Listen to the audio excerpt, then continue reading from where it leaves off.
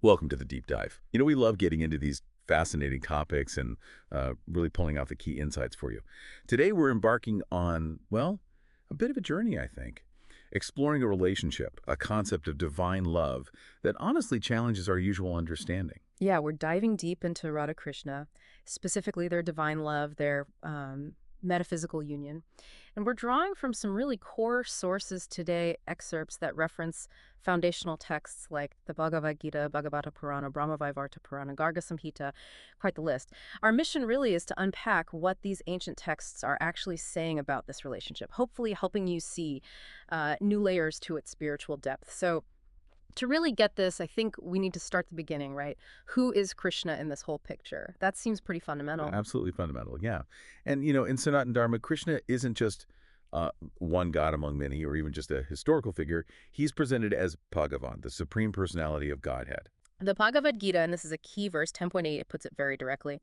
I am the source of all spiritual and material worlds. Everything emanates from me. Wow. So it's not just a claim. It's like the foundational idea. He's the origin, the sustainer, the Paramatma, the supreme self, that everything sort of revolves around. Okay, that sets a powerful stage. Krishna as the ultimate source, the Paramatma. Yeah.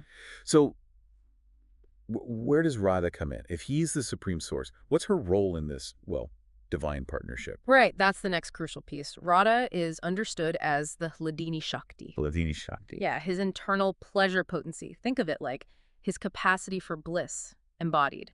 The Brahma-vaivarta Purana actually says, let me get the phrasing right, Radha is Krishna's divine energy, not different from him. Not different from him. Exactly. So it's not about two separate people falling in love. It's intrinsic, inseparable, like energy and its source, they're fundamentally one. So it's almost like Radha isn't just experiencing Krishna's joy, she is that joy, that expression. Precisely. Yeah. That's very different from how we usually think about relationships, isn't it? Completely different. It implies this unity that's, well, hard to wrap your head around sometimes. Yeah.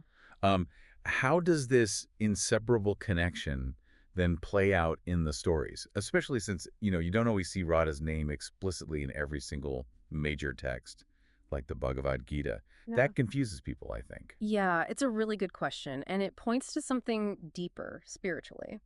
So while her name might not be, say, directly in the main body of the Bhagavata Purana, the Vaishnava acharyas, these are the great teachers, the interpreters, they clearly identify her. They see her as the foremost gopi. Gopis, the cowherd girls. Exactly. Those who are celebrated in the Rasa Panchadhyaya section of the Bhagavata Purana, their love for Krishna, that's held up as the absolute pinnacle of bhakti. Right, pure devotion. Pure, utterly selfless, transcendent devotion. And Radha, she embodies that supreme devotion more than anyone else. She is that highest form. Okay, so it's like her essence, her principle, is undeniably present, even if the name isn't always spotlighted in every single verse. You got it. It's about recognizing the principle she represents. But still, someone might ask, if she's so central, why the indirectness sometimes? Why isn't her name just everywhere? Is there a symbolic reason? That's a profound question, too. Sometimes that very indirectness might actually emphasize that her connection with Krishna transcends normal categories, like naming or social roles. Yeah.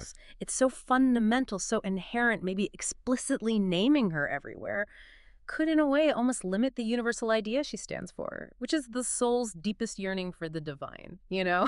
and the divine's own inherent joy. Okay, that makes sense. It keeps the focus on the quality, the essence, not just the label. Exactly, the essence of that connection. Right. So this really brings us to the core of it, doesn't it? Given everything we've just discussed, what is the actual nature of their relationship? Is it a romance in the way we understand it, like a worldly love story? Well, that's the crucial distinction. It's really important to get this. Their union isn't marital. It's not worldly romance. It's metaphysical. Metaphysical. Okay, unpack that a bit. It means it operates on a completely different level than, physical or social relationships. In this spiritual picture, Radha represents the Jivatma. The individual soul. Yes, the individual soul, which is, remember, inherently part of the divine.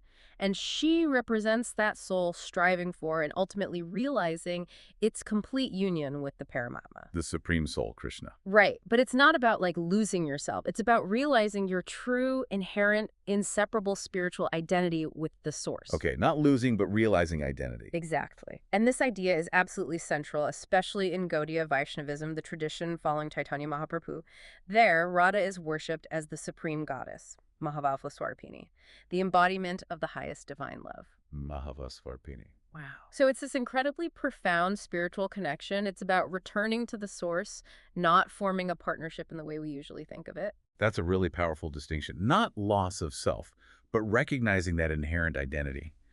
So, okay, when we look at the stories then, the narratives, like the famous Ras Leela, how do these deeper symbolic meanings come through? How do we look past the surface? Right. Okay, let's take some examples from the sources. Think about Krishna's flute. The call of his flute. It's not really about seduction in a worldly way. Spiritually, it symbolizes the divine's call to the soul. Calling the soul. To liberate itself. To wake up from material attachment and, come back home to its spiritual origin. Okay, so the flute is a call to liberation. Exactly. Yeah. And then take Radha's longing. Often she's shown yearning for Krishna when he's physically away. Yeah. But that's not really about missing someone physically. It represents a state of constant divine union that's achieved through remembrance, through thinking of him always.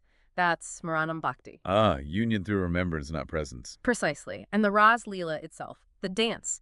The Bhagavata Purana is clear. It's not a material party. It's a Leela, a transcendental sport, a divine play. A Leela. Yes. And it's the play of the highest spiritual principle, or tattva, Madhurya Rasa, which is the sweetest, most intense form of divine love imaginable. It's all pointing towards this profound spiritual merging, this path to liberation. Wow. Okay. What a journey we've taken just now. So if we try to wrap this up, this deep dive really shows that Radha Krishna, it's way more than just a story. Much more. It's like an eternal principle, right? A principle, divine love, representing the soul, the individual soul, connecting, or rather realizing its union with the Supreme. And that whole dynamic is itself a path to liberation. Perfectly put. It really is. And maybe, the thing to really sit with, think about how this ancient idea of divine love, where union isn't about being physically together, but about spiritual remembrance, about this inherent, inseparable connection. How does that challenge or maybe expand our own sort of modern ideas about relationships, about transcendence? What does it even mean for two beings, or perhaps an energy and its source, to be not different from each other on the deepest possible level? It really gives you something to think about, doesn't it? In terms of our own connections, our own search for meaning.